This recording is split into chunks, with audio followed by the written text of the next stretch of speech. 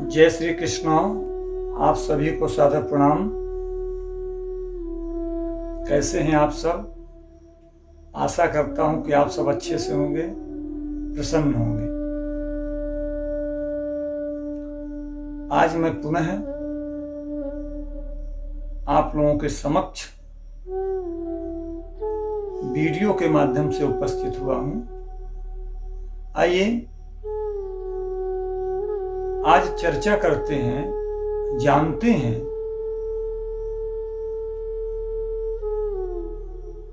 पितृपक्ष में करने वाले श्राद्ध के विषय में। दिनांक 1 सितंबर 2020 मंगलवार से ही इस बार पितृपक्ष यानी महालय प्रारंभ हो रहा है। आश्विन कृष्ण पक्ष प्रतिपदा से 16 दिन तक पितरों के निमित्त इस एक पक्ष को शास्त्र के अनुसार निश्चित किया गया है। जिनके माता पिता इस मृत्यु लोक से गमन कर चुके हैं, उनके पुत्रों को इस समय श्रद्धावनत होकर के श्राद्ध अवश्य करना चाहिए। शास्त्रों में मनुष्यों के लिए 3 ऋण बतलाए गए हैं: देव ऋण, ऋषि ऋण और पितृ ऋण। ये 3 ऋण हैं जिनसे हमें ऋण अवश्य होना चाहिए। इन तीनों में से पितृ ऋण से श्राद्ध के द्वारा ऋण हुआ जा सकता है।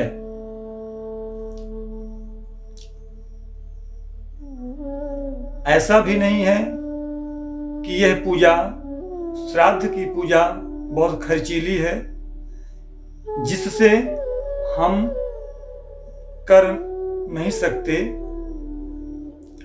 बहुत ही कम सामग्री में श्राद्ध को संपन्न किया जा सकता है। जिन माता पिता ने हमारी आयु, आरोग्य, सुख, शांति, सुख सुविधा के लिए अपनी संपत्ति, अपने जीवन का बहुमूल्य समय, सब कुछ हमारे प्रगति, हमारे अभिवृद्धि के लिए अनेक कष्ट सहते हुए, अनेक प्रयास किए, अपना सब कुछ समर्पित कर दिए, उनकी तृप्ति के लिए साल भर में एक दिन उनके निमित्त श्राद्ध अवश्य करना चाहिए, तर्पण अवश्य करना चाहिए। लेकिन समाज में, संसार में कई बार ऐसा देखा गया है कि कई लोग इस कार्य से मुंह छिपाते भागते देखे गए हैं। कई कहते हैं कि मैं इन सारी चीजों को नहीं मानता। कई कहते हैं क्या होता है इस श्राद्ध करने से। इस तरह की बातें कदापि नहीं करना चाहिए। इससे हमारे पितरों का कोई नुकसान नहीं, इससे हमारा ही नुकसान है।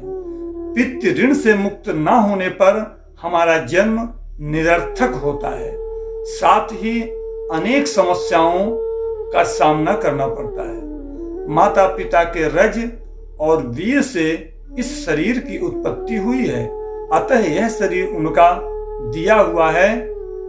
जो ऋण है उससे ऋण होना चाहिए, तभी जन्म की सार्थकता है। और उनके श्राद्ध में कोई अधिक खर्च भी नहीं है कि भैया चलो बहुत ज्यादा खर्च है, सो भी नहीं है।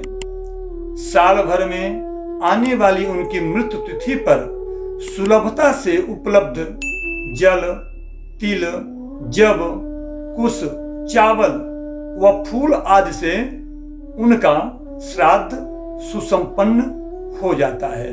ऐसा करने और गोग्रास देकर 1, 3 या 5 ब्राह्मणों को भोजन करा देने से पितृ ऋण से उऋण हो जाना है, यानी पितृ ऋण उतर जाता है।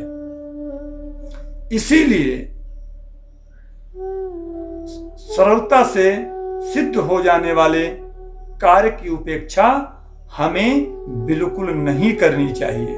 बड़े श्रद्धा बनत होकर को इस श्राद्ध कर्म को अवश्य करना चाहिए। माता पिता की माह की मृत्यु तिथि पर श्राद्ध करने और पितृ पक्ष आश्विन कृष्ण पक्ष में भी उसी मृत्यु तिथि पर श्रद्धा के साथ श्राद्ध तर्पण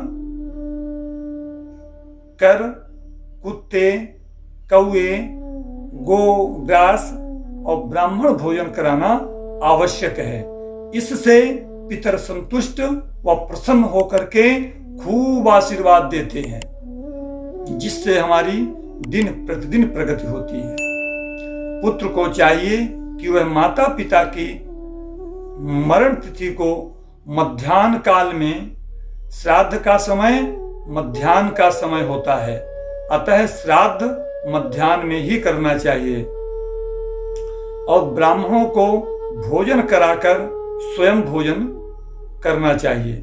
जिस स्त्री के पुत्र ना हो वह स्वयं भी अपने पति का श्राद्ध कर सकती है।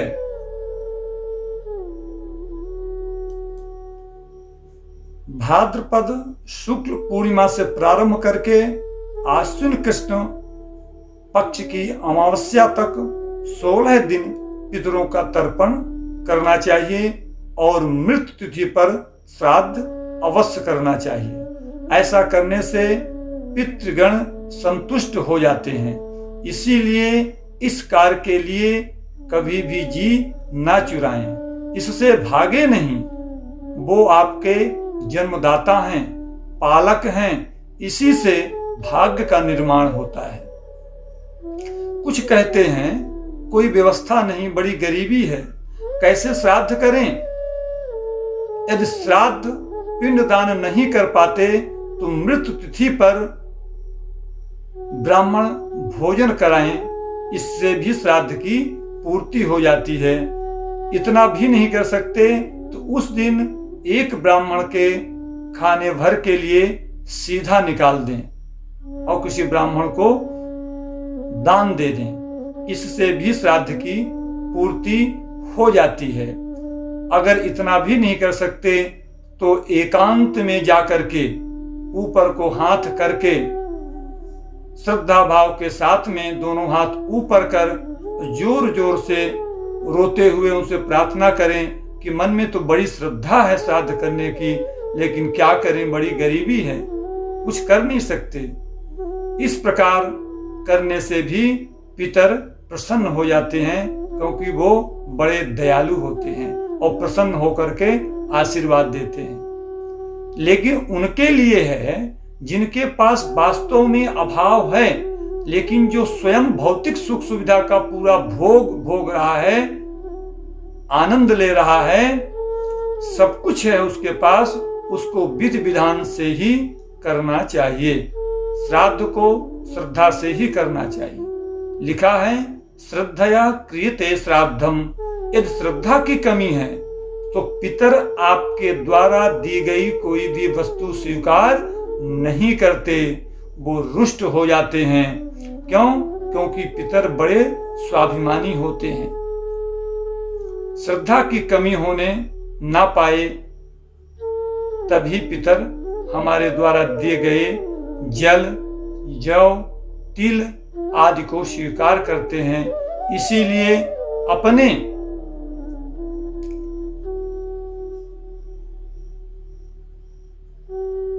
माता पिता व पुत्र धर्म का पालन करते हुए, इसीलिए अपने मानव धर्म व पुत्र धर्म का पालन करते हुए इस कार्य को अवश्य करें। आज के लिए इतना ही।